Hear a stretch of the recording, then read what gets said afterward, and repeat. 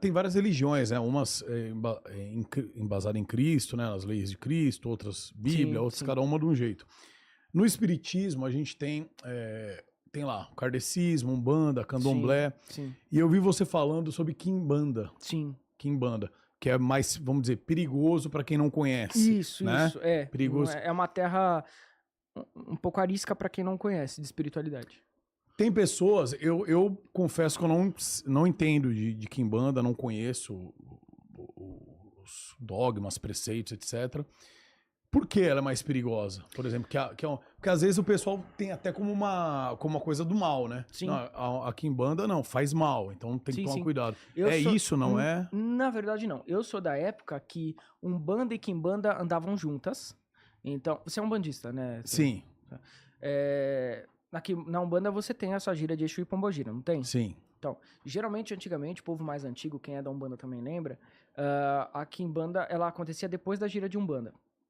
Então você tinha a gira de Umbanda, depois vinha o Exu e toda a sua egrégora para poder fazer a asepsia energética do terreiro e desfazer trabalhos e etc e tal.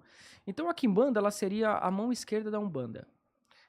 Os limites são mais rigorosos, a disciplina é maior também, então não é para qualquer um, entende? Porque você está lidando com espíritos na Quimbanda que são muito mais próximos de nós, Exu e Pombagira. Então eles também têm uma certa personalidade, uma certa dualidade. Como nós, entende? Então, não é que ela é perigosa, é que você tem que ter muito tato e você tem que ser muito espiritualizado e responsável no que você vai pedir. Por isso que não é pra todos. Mas ela não tem nada a ver com esse culto ao diabo que pregam. Não, isso não é Quimbanda. Quimbanda é simplesmente... A Quimbanda, ela vem de uma origem banto, na verdade. O primeiro cara que chega lá na África pra conversar com os bantos, na época do Manicongo, foi o Diogo Cão.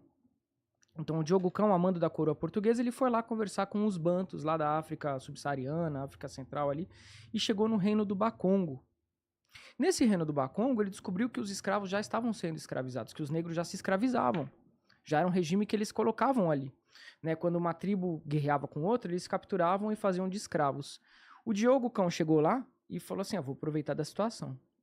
É aí que começou a escravidão, inclusive. Vou aproveitar da situação. Eles já se escravizam, vou continuar essa exploração. E aí a coroa portuguesa começou a usar o regime escravagista, que a gente conhece muito bem dos livros de história, para mandar os escravos para as colônias.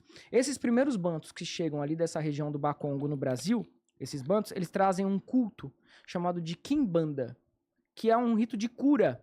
Xamanismo. É como se fosse uma incorporação de ancestrais, um culto muito orgânico, inclusive. Não existia nem a presença de Exu e Pombagira na Quimbanda. Esses escravos primeiro chegaram aqui no Brasil por volta da colonização, então depois do século XVI, comecinho do século XVI, e começaram a se organizar a Quimbanda brasileira daí, né? Um rito que os africanos traziam com seus ancestrais e era um rito de cura. Quimbanda do Quimbundo significa cura. Ao longo do tempo, chegaram outras tribos da África, por exemplo, os Yorubás, e eles trouxeram a figura do Exu Orixá. Né? Os bantus não conheciam. Quando esses negros se juntam no Brasil, todos esses escravizados, e compartilham suas culturas, aí começa a entrar o arquétipo de Exu e de Pombagira dentro da Quimbanda e organiza-se o culto desde essa época. Depois a Quimbanda aprende também com os índios também começam a participar desse movimento cultural interreligioso, né? Por conta da similaridade de pensamento, a incorporação de ancestrais e tudo. E aí formou-se a Quimbanda. Então Quimbanda não é só Exu e Pombagira também. Tem Preto Velho Quimbandeiro, tem Caboclo Quimbandeiro. Só que a Quimbanda, ela não tá debaixo da diretriz moral da Umbanda. A Umbanda, principalmente depois do Zélio, Fernandino, já ouvido falar, ela recebeu muitos conceitos brancos, europeus, sabe? Então ela recebeu um lado mais eurocêntrico, ela ficou mais adaptada à cidade, aquela questão de moral, de ética, lei do karma, que não faz parte da cultura afro, faz parte da cultura hindu, inclusive, que o Kardec rouba de lá. E aí ela se reformulou desse jeito. A Quimbanda não, a Quimbanda é muito pé no chão. A Quimbanda é feitiçaria, a Quimbanda é bruxaria, é pagelança, sabe? É uma tribalidade muito maior. E isso assusta as pessoas, que elas não têm contato com isso aqui no Brasil.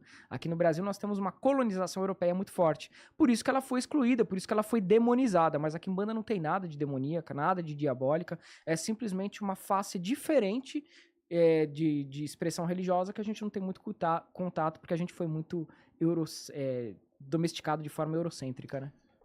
Como você vê a questão de sacrifício de animais? Porque Hoje é menos, né? Hoje se pratica menos, né? Sim. Em rituais, mas ainda existe. Sim. E como você enxerga essa questão de sacrifício de animais hoje? Necessário. Eu acho que quem não é de acordo que procure uma religião que não pratique. Eu acho que tem espaço para todos, né?